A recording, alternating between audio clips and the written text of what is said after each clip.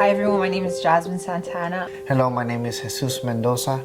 My name is Anaya. So my name is Levi Smith. Hi everyone, my name is Sherry Bradford. I'm Marciela. I go to UC Berkeley in California. I first entered foster care when I was a baby. My mom had some drug issues and my older siblings were already in foster care, so I entered the foster care system when I was a few weeks old.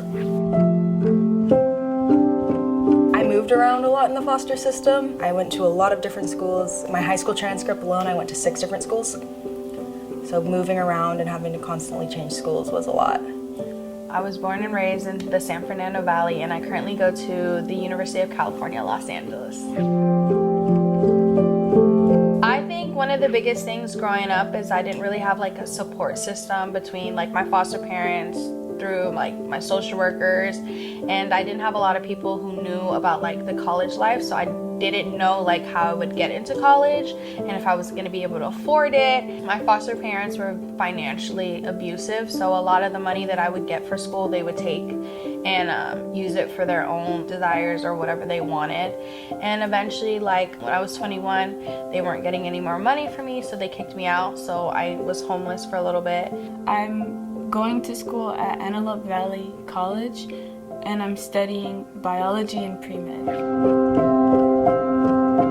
It affected my schooling as being the oldest. I always felt like it was my duty to protect my siblings, take care of my siblings, you know, play mom. Because I was playing mom, it was like school was the least of my worries because I had so much going on. Birthday money, everything went towards my siblings. I never really had anything like that for myself. I attended the University of Pittsburgh and I'm pursuing a master's in higher education administration. Just basically grew up around a lot of violence, and you know, most of my developmental years was with my sister. She was really abusive. As I matured and got older, you know, that's probably all she knew at the time. And so, you know, going to school hungry, dirty and whatnot. But I always looked forward to going to school because school was my safety net. I knew that when I was in school, no one was gonna hit me. I could eat and whatnot. I had access to books because I like to read, the gym, being physical. So school was kind of my safety net to kind of get away from that home life. I am from Laredo, Texas. I currently attend Lamar University in Beaumont, and I am studying Management Information Systems. Growing up in foster care, there was a lot of issues that I already had, especially baggage that I had coming out of my own home. Just going into the system altogether and then trying to make a better life for myself, knowing that I didn't want the past that I had, but I wanted a better future. Some of the things that really weighed me down was depression, at times feeling like you don't have any support, emotional stability, and the drive to be motivated. I'm currently living in Los Angeles and I attend Cal State East Bay. Then I'm studying human development with a concentration in early childhood development. I've been compared a lot to my siblings and to my biological mother because she is a heroin addict. I heard things like, you don't want to end up like your mom, like you don't want to be a drug addict, like you don't want to go to prison. And it's a lot. I was really young and it definitely like messed with me and it stuck with me. I don't use it as a setback, but I use it as like the reasoning on why I keep doing what I do now. Yeah, so it's a lot. It's a lot.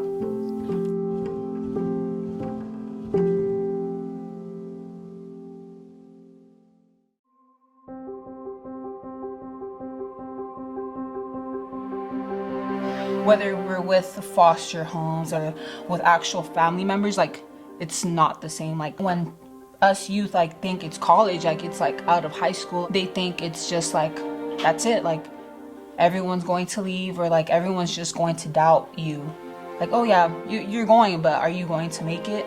A lot of us are scared of like not making it because we're just going to be considered a statistic at the end. I think my faith in God and the support that I received not only from CPS but from ISF has really helped me a lot. I can continue going forward into the future knowing that I won't have to worry a lot about where the money is coming from. I can just pursue my degree and make good grades and make a better life for myself. I think it's really hard because there are kind of those things that people aren't aware of that has kind of dampened the lives of youth who choose to pursue, higher post-secondary education. Part of it being, lack of community. Everyone's talking about, oh, yeah, my mom just came up, took me to help me with my financial aid.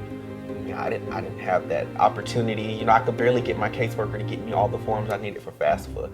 So it's kind of like you're leaving something from survival mode and going into a whole different thing, survival mode. Even though, yeah, everyone is like all the same, they're really not the same. You know what I mean? And it's also things like people don't think about. If I don't have a family or a good home life, I'm not getting care packages. When schools close down over the break, where am I going to go stay? It can really make it hard for foster youth to be successful. You have to literally tell yourself almost every day that I can do this.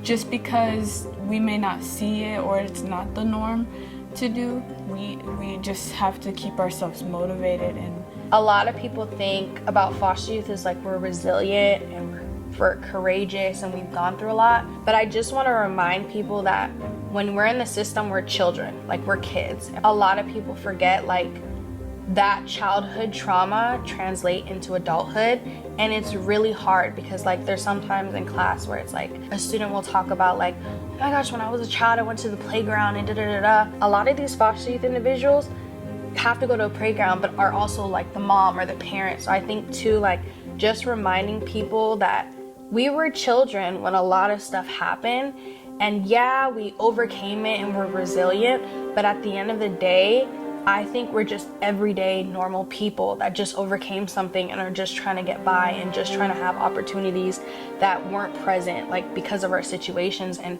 having a line of programs that understand that and want to give back is just super like essential, and it just brings like warmth to my heart.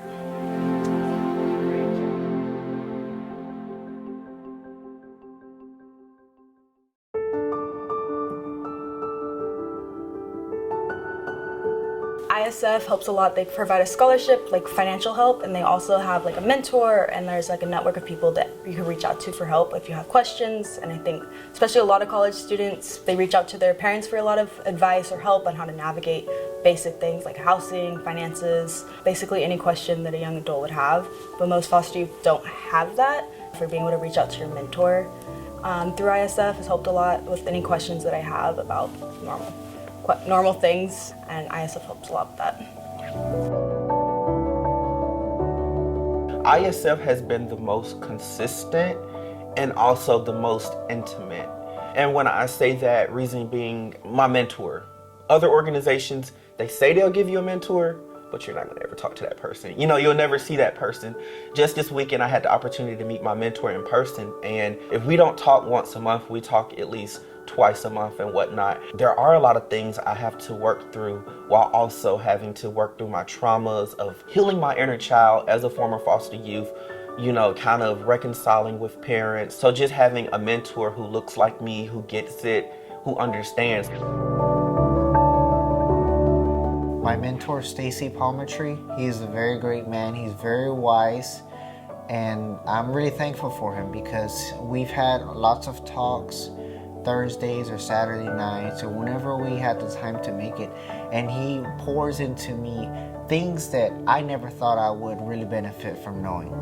And just having that as an asset through ISF has really helped me a lot. I got my mentor my second semester in freshman year. She definitely came at a point in my life where I needed someone. It was such a dark place for me, so when ISF was gave me my mentor, it just changed my life completely. I don't know where I would be at without my mentor. The mentorship aspect of ISF has helped me a lot, mentally, and I think I need that. I've always needed that, so.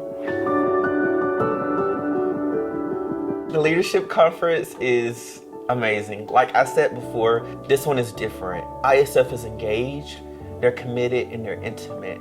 With other organizations, I would never have the opportunity to be this close to the founders, actually break bread in their homes, actually feel like their grandchild or something, like coming to come visit and whatnot. And just also too, like meeting other young adults who have a shared experience, which is unfortunately in trauma, but we were able to come together in that trauma. Like statistically, you know, we don't succeed in college, we don't graduate.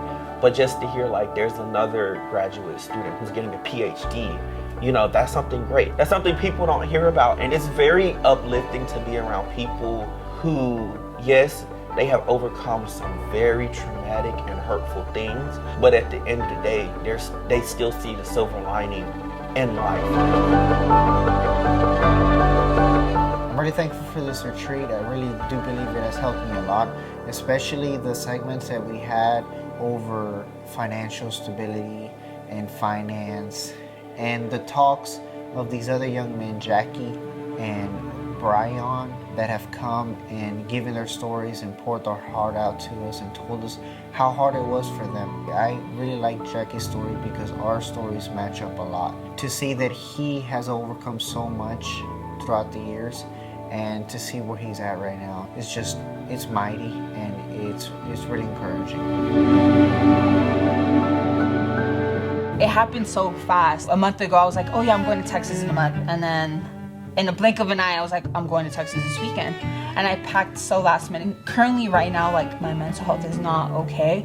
So I was like not too like excited to come because I was like, I want to just be home. And then I came on this trip and I made a connection with everyone. So I think that's just so awesome. And then I met so many like amazing leaders that I feel like we're just all family. And it's so weird because I've only known them for like 72 hours, so it's crazy. The energy, like in person, like physically, like it's awesome. Like we're here for a purpose.